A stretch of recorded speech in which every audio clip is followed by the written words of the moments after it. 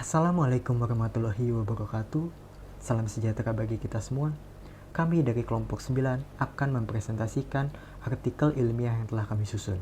Sebelumnya, saya akan memperkenalkan terlebih dahulu anggota kelompok kami.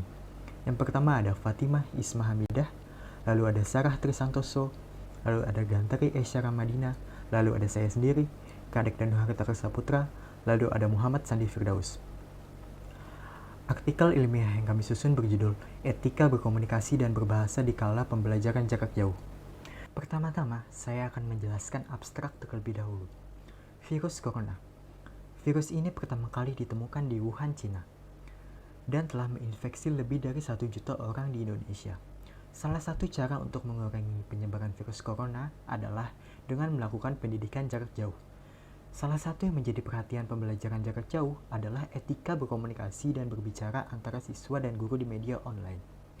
Bahasa yang digunakan sebagian siswa saat berkomunikasi dengan guru melalui media online tidak sesuai dengan etika komunikasi yang baik dan benar. Oleh karena itu, tujuan dari penelitian ini adalah untuk mengetahui etika berkomunikasi dan berbicara dalam pembelajaran jarak jauh, sehingga siswa dapat berkomunikasi dan berbicara dengan baik dan benar, khususnya kepada guru. Metode yang digunakan adalah metode kualitatif, dengan cara menggambarkan keadaan objek penelitian berdasarkan fakta-fakta yang ada dalam bentuk kata-kata. Kesimpulan dari penelitian ini menjelaskan tentang etika berkomunikasi dan berbicara, serta memberikan beberapa hal yang harus diperhatikan dalam berkomunikasi dan berbicara. Baik, selanjutnya ke latar belakang masalah. Kita tahu bahwa kondisi Indonesia saat ini sedang tidak baik karena adanya virus COVID-19. Karena itu, pemerintah mengeluarkan kebijakan-kebijakan baru yang harus kita penuhi untuk menghentikan penularan COVID-19. Kebijakan yang pertama yaitu melaksanakan physical distancing dan menghindari kerumunan.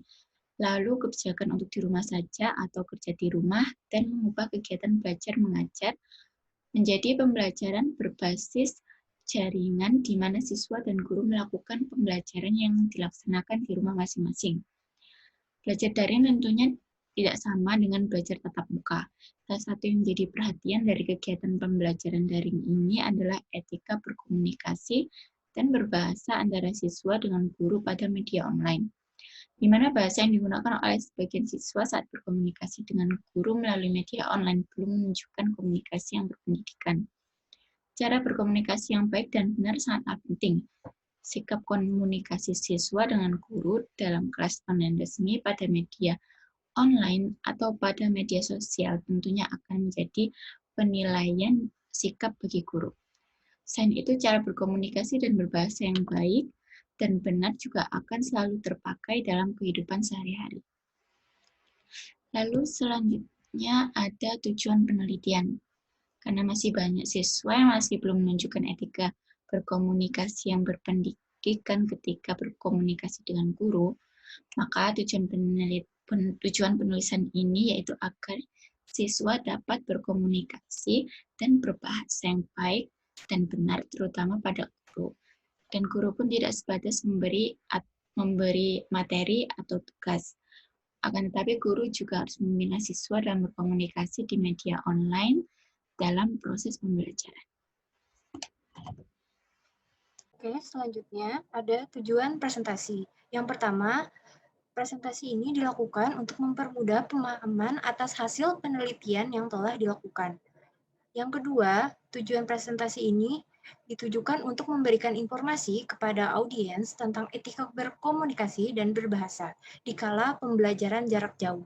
Selanjutnya, saya akan menjelaskan bagian tinjauan pustaka. Tinjauan pustaka ini dirujuk dari Sri Sedianingsih tahun 2017 dalam artikelnya yang berjudul Etika Berkomunikasi Pembelajaran Jarak Jauh.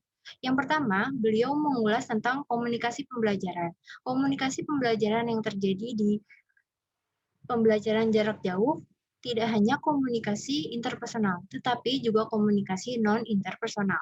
Lalu, yang kedua ada isu dalam pembelajaran. Jadi, isu ini merupakan perilaku menjunjung tinggi etika, komunikasi kepada siapapun lawan bicaranya yang ada dalam interaksi tersebut. Lalu, yang ketiga, peran guru ataupun fasilitator ini adalah mengontrol dan juga mendominasi karena Guru ataupun fasilitator ini bersifat sebagai tutor. Lalu yang keempat, ada bahasa sebagai simbol kekuasaan. Seperti sebelumnya yang saya jelaskan, peran guru juga bersama dengan peran bahasa menunjukkan kekuasaan yang mendominasi interaksi yang ada dalam pembelajaran jarak jauh. Selanjutnya, saya juga akan menjelaskan tentang metode penelitian. Metode penelitian yang kami lakukan adalah deskripsi kualitatif. Penelitian kualitatif menempatkan peneliti sebagai instrumen kunci. Prosedur penyelesaian masalah dengan metode deskriptif kualitatif ini memaparkan keadaan objek penelitian berdasarkan fakta yang ada, berupa kata-kata yang tertulis. Peneliti juga mengobservasi sampai detail sehingga dapat menangkap makna yang tersirat dalam objek yang diteliti. Lalu, kita juga menggunakan studi literatur. Metode studi literatur adalah serangkaian kegiatan yang berkenan dengan metode pengumpulan data pustaka, membaca dan mencatat, serta mengolah bahan penelitian. Penelitian ini menggunakan teknik pendataan berupa pengamatan. Jadi di deskripsi kualitatif, kita sebagai peneliti terjun langsung dan menganalisa apa yang terjadi dalam pembelajaran jarak jauh. Dan kita juga mengambil beberapa referensi dari penelitian-penelitian yang sudah ada tentang pembelajaran jarak jauh ini untuk menggunakannya dalam metode studi literatur. Etika berkomunikasi.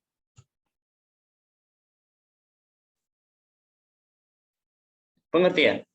Etika komunikasi adalah norma-norma, nilai-nilai, atau tolak ukur dari tingkah laku yang baik dalam kegiatan komunikasi di suatu lingkungan masyarakat. Dalam proses belajar mengajar, etika berkomunikasi dan berbahasa sangat penting untuk mencapai pembelajaran yang lebih sesuai, efektif, dan efisien. Sedangkan bahasa siswa sangat dipengaruhi oleh lingkungan sekitar, media, budaya masyarakat, pendidikan, dan banyaknya wawasan siswa dari teknologi seperti HP, televisi, radio, dan internet. Dengan memperhatikan hal tersebut, siswa akan dapat berbahasa dan berkomunikasi dengan baik. Cara berkomunikasi dengan baik. Yang pertama, berbicara sopan dan ramah, agar tidak menyinggung perasaan orang lain dan juga tidak merugikan orang lain. Kita harus bertingkah laku yang baik terhadap lawan bicara, seperti menggunakan bahasa yang lebih bagus untuk orang yang lebih tua atau orang yang baru saja kita temui. Yang ketiga, sebisa mungkin untuk memilih kata atau kalimat efektif agar bisa dimengerti oleh kedua belah pihak. Nah, yang keempat, terakhir, kita harus bisa saling menghormati dan menghargai sesama dengan cara menatap lawan bicara saat sedang berkomunikasi. Selanjutnya, yang kedua, etika berbahasa. Pengertian dari etika berbahasa adalah norma saat berkomunikasi yang merupakan pedoman umum berbahasa yang disepakati oleh masyarakat sesuai dengan tata nilai yang berlaku dalam masyarakat bahasa yang bersangkutan. Etika berbahasa erat hubungannya dengan kesantunan berbahasa Indonesia. Etika tutur bahasa Indonesia memiliki peranan penting dalam pembelajaran di sekolah yang juga memberi kontribusi pada kurikulum pendidikan karakter siswa. Selanjutnya, hal-hal yang menyangkut etika berbahasa. Yang pertama, apa yang harus kita katakan pada waktu dan keadaan tertentu kepada seorang partisipan tertentu berkenaan dengan status sosial dan budaya dalam masyarakat itu. Yang kedua, ragam bahasa apa yang paling wajar kita gunakan dalam situasi sosial linguistik tertentu. Yang ketiga, kapan dan bagaimana kita menggunakan giliran berbicara kita dan menyela pembicaraan orang lain. Yang keempat, kapan kita harus diam, dan yang kelima, bagaimana kualitas suara dan sikap fisik kita dalam berbicara. Berdasarkan beberapa kesimpulan dari penjelasan di atas, ketika berbicara di media yang menunjang pembelajaran jarak jauh, kita wajib memperhatikan tata cara etika berbahasa. Kesimpulan, dalam pembelajaran jarak jauh, terdapat hal-hal yang harus diperhatikan. Salah satunya yaitu etika dalam berkomunikasi dan berbahasa di media online. Dengan kondisi saat ini yang dibatasi dengan physical distancing, mengharuskan kita untuk lebih banyak melakukan komunikasi secara daring. Komunikasi dalam media online berbeda dengan berkomunikasi secara tatap muka, karena terdapat media yang digunakan atau memisahkan dalam berkomunikasi. Dalam beretika komunikasi pembelajaran jarak jauh, terdapat beberapa hal yang harus diperhatikan, yaitu berbicara dengan sopan dan ramah, bertingkah laku yang baik terhadap lawan bicara, menggunakan kalimat yang mudah dipahami kedua belah pihak, sehingga tidak menyebabkan kesalahpahaman, memahami pilihan kata yang harus dipakai sesuai keadaan tertentu, memperhatikan giliran bicara, dan memahami kapan harus diam. Selain itu, suara dan sikap kita dalam berbicara juga harus diperhatikan. Oleh karena itu, sebaiknya dalam proses pembelajaran jarak jauh, kita harus memperhatikan etika dalam berkomunikasi dan berbahasa. Dengan menjunjung etika dapat menciptakan pembelajaran yang efektif dan efisien. Selanjutnya daftar pustaka dari makalah kami. Terima kasih. Wassalamualaikum warahmatullahi wabarakatuh.